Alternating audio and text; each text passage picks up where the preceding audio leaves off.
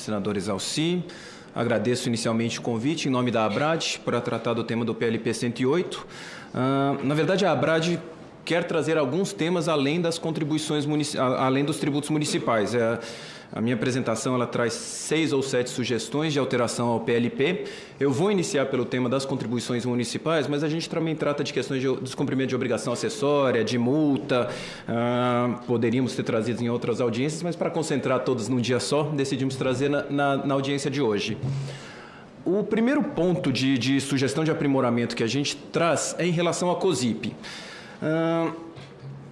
A emenda constitucional ela ampliou a possibilidade de destinação da COSIP e os fins dessa contribuição para a questão de custeio, expansão e melhoria do serviço de iluminação pública, mas a gente identifica uma oportunidade muito positiva na formação do comitê gestor como um órgão supranacional e representativo de todos os municípios, para que a gente aproveite o comitê gestor para que ele traga também, e para isso a gente sugere uma sugestão no Código Tributário Nacional, uma padronização em relação à emissão de documentos fiscais que tratem de COSIP, basicamente a conta de energia.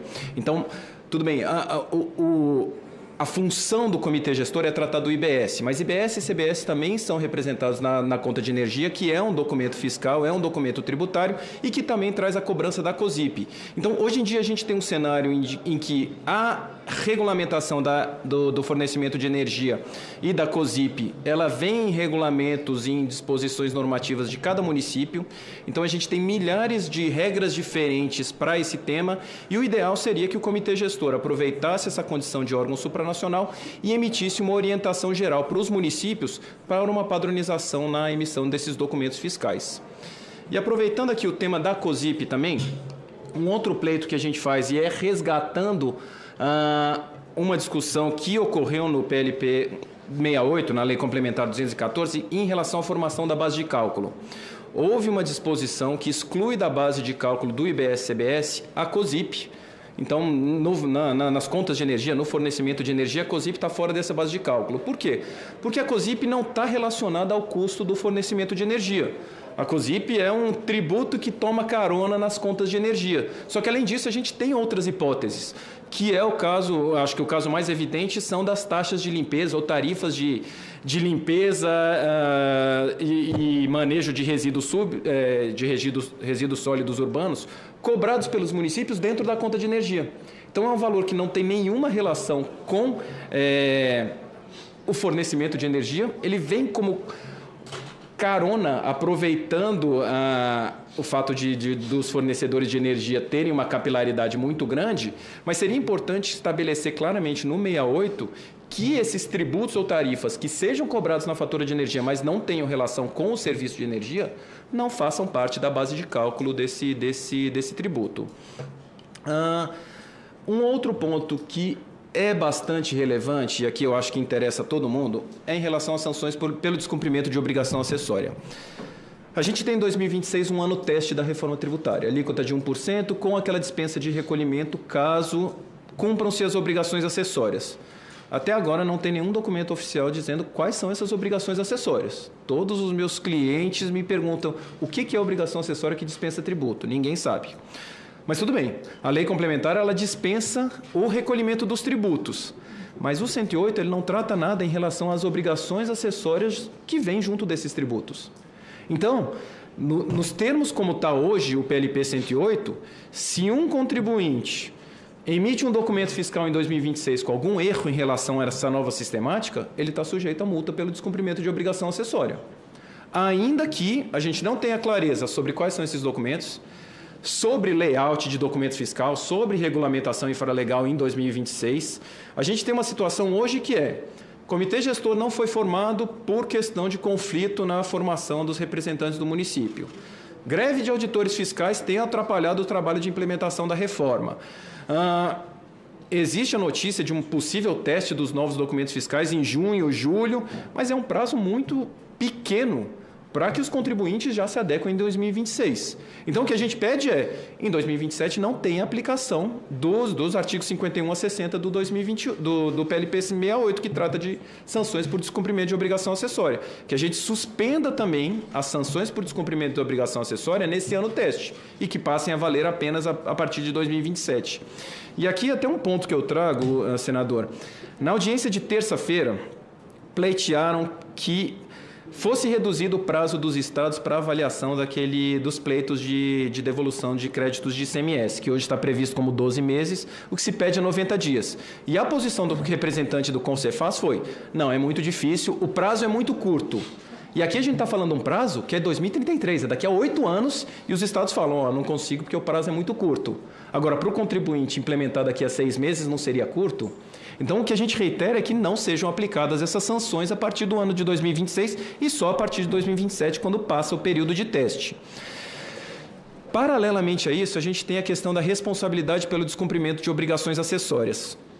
A Lei Complementar 214, ela traz uma disposição que é muito pertinente e que é a seguinte: no caso de um contribuinte errar no recolhimento do tributo por força de uma declaração do adquirente, a gente tem aquele princípio do destino. Imagina, eu estou vendendo um curso online e o adquirente fala, eu estou em São Paulo, que é uma alíquota menor, mas ele está, na verdade, no Rio de Janeiro, que é uma alíquota maior. O que a lei complementar fala? Se você recolher tributo a mais por força de um erro do adquirente, propósito ou sem querer, a responsabilidade pelo recolhimento desse tributo é do adquirente. Só que a mesma coisa tem que ser aplicada em relação às obrigações acessórias. Porque o fornecedor ele vai estar errando na declaração. Ele está falando, estou recolhendo para São Paulo quando tinha que estar recolhendo para o Rio. Então, o que a gente pede também, sugestão super básica de emenda, é que no 68 estabeleça que as multas pelo descumprimento de obrigação acessórias vão ser exigíveis do adquirente quando esse der informações equivocadas ao fornecedor que impliquem em sanções. Então, também eu acho que é uma sugestão super pontual, super adequada para não ter ônus. Exato. Opa, desculpa, passei slide errado. Serão exigíveis dos adquirentes as obrigações acessórias quando decorrerem de uma prestação de informações incorreta pelo adquirente. Então, a gente tira o ônus ali do fornecedor que não tem culpa dessa informação incorreta. Outra coisa que eu acho muito importante é a gente ter tetos para as sanções de descumprimento de obrigação acessória. O PLP traz alguns, especialmente ali no parágrafo 2º. O que ele fala?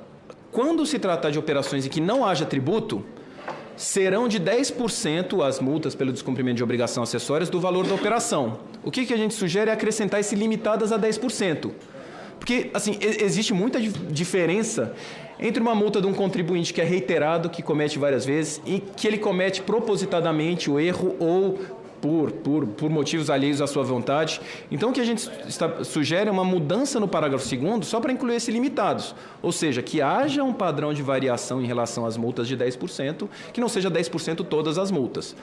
E no inciso 2º, um ajuste também bem pontual, existe a limitação para 100% do IBS na soma de penalidades acumuladas, mas é importante a gente ressalvar que isso se aplica inclusive para aquelas especificadas em valores fixos do IBS. De UBS. Por quê? Porque a gente tem multas em valores fixos. É 20% da unidade básica, que pode ser R$200, para um tributo que pode ser 100. Então, é importante a gente especificar que esse limite de 100%, ele se aplica, inclusive, para sanções em valores fixos. Acho que é meu último ponto. Tá. Esse eu acho que é o meu último ponto mesmo. Diz respeito à questão dos créditos acumulados de ICMS. Existe uma regra que foi tratada, inclusive, na última audiência pública. Crédito acumulado, você pode fazer 4 coisas com eles. Compensar com IBS, compensar com ICMS, pedir ressarcimento ou ceder a terceiros.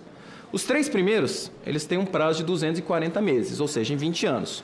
O último, eu posso vender um crédito a qualquer momento, com deságio, mas pelo menos eu me capitalizo rapidamente. Agora, vem o PLP 108 e diz... No caso de homologação tácita, de pedido de homologação de crédito, você só pode ceder em 2038. Ou seja, você tem que esperar mais 5 anos para ceder o crédito. E o que a gente diz essa disposição é absurda. É, na verdade, um estímulo para os estados não analisarem rapidamente os pedidos. Então, apresenta o pedido em 2033, o estado tem 12 meses para analisar. não analisa homologação tácita. E vem o PLP e fala, tá bom, mas você só pode usar em 2038.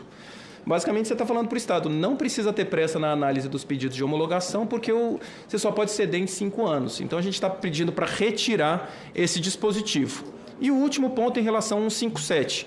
O 157 ele traz uma regra de que transferência e pagamento dos créditos de ICMS vai ficar condicionado à regularidade do titular do crédito do saldo credor. É o meu último ponto, 30 segundos, senador.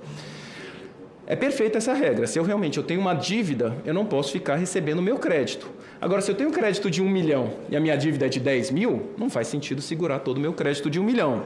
Por isso, a gente sugere 2 dispositivos. Que essa suspensão ela seja limitada aos valores lançados ou irregularidade identificadas, ou, se eu estou discutindo judicialmente e eu já garanti por meio de uma carta de fiança, por um depósito, que se afaste essa limitação se o crédito já estiver garantido.